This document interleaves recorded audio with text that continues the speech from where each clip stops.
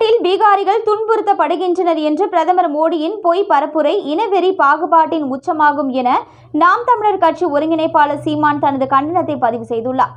தமிழ்நாட்டில் பணிபுரியும் பீகார் தொழிலாளர்கள் அடித்து துன்புறுத்தப்படுகின்றனர் என பீகார் தேர்தல் பரப்புரையின் பொழுது பிரதமர் மோடி பச்சை பொய்யான பரப்புரையை செய்வது தமிழர்கள் மீதான வன்மத்தின் வெளிப்பாடாகும். அற்ப அரசியல் லாபத்திற்காக பிரதமர் மோடி தமிழர்கள் மீது வரலாற்று பெரும் பழியை சுமத்தி உள்ளது இனவெறி பாகுபாட்டின் உச்சமாகும். பிரதமர் மோடி தமிழ் இனத்தின் மீது தொடர்ச்சியாக அப்பட்டமான அவதூறுகளை பரப்பி வருவது வன்மையாக கண்டனத்துக்குரியது.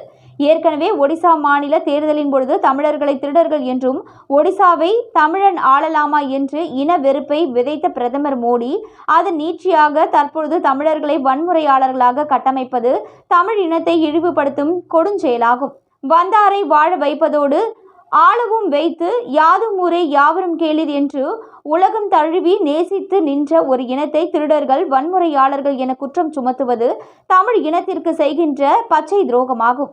தமிழ்நாட்டில் பீகாரிகள் தாக்கப்படுவதாக வெளியான காணொளிகள் அனைத்தும் பொய்யானது என்பது ஏற்கனவே உறுதிப்படுத்தப்பட்டுவிட்டது. பிரதமர் மோடிக்கு இது தெரியாதா? உங்கள் கூட்டணியின் முதல்வர் நிதிஷ்குமார் அரசு அனுப்பிய ஆய்வுக்குழு தமிழ்நாட்டில் அப்படி எந்த தாக்குதலும் நடைபெறவில்லை என்பதை உறுதி செய்தது தெரியாதா?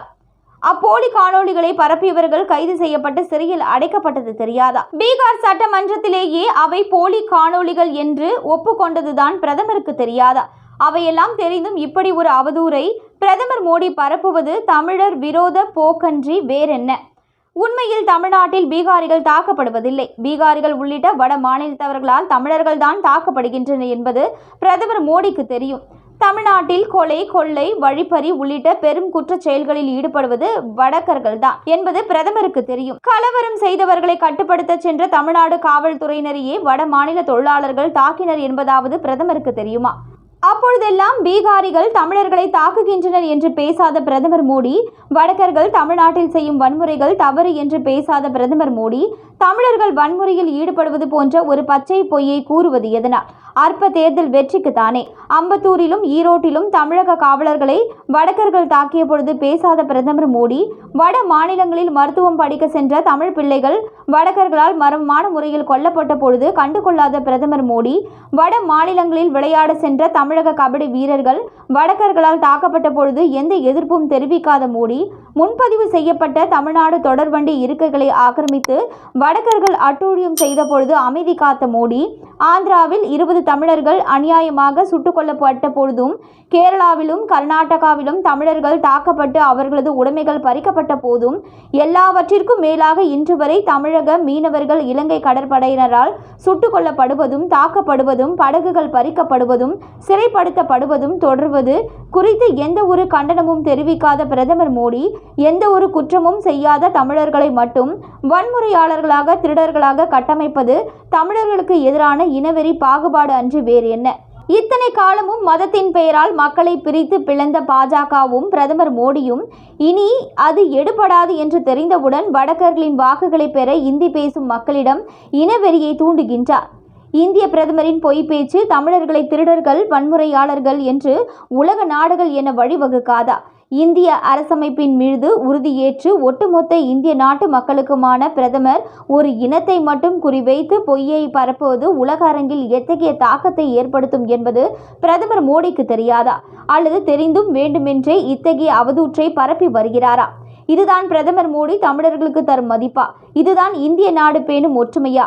கட்டி காக்கும் ஒருமைப்பாடா? வெட்கக்கேடு.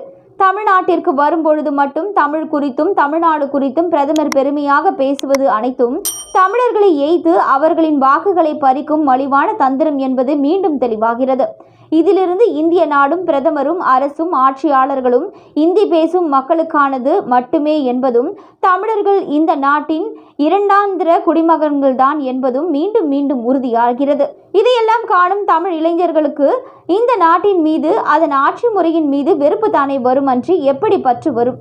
இனியும் பிரதமர் மோடியின் தமிழர்கள் மீதான வெறுப்பு பேச்சு தொடருமாயின் அது வேற்றுமையில் ஒற்றுமை என்ற இந்திய நாட்டின் பன்முகத்தன்மையை சிதைத்து ஒற்றுமையையும் ஒருமைப்பாட்டையும் சீர்குலைத்து நாட்டின் பெரும் அழிவு பாதைக்கே இட்டுச் செல்லும் என்று எச்சரிக்கின்றேன். ஆகவே பிரதமர் மோடி தமிழ்நாட்டில் பீகாரிகள் துன்புறுத்தப்படுகின்றனர் என்ற இன வெறுப்பு பேச்சை உடனடியாக திரும்ப பெற்று தமிழ்நாட்டு மக்களிடம் வெளிப்படையாக மன்னிப்பு கோர வேண்டும் என வலியுறுத்துகிறேன்.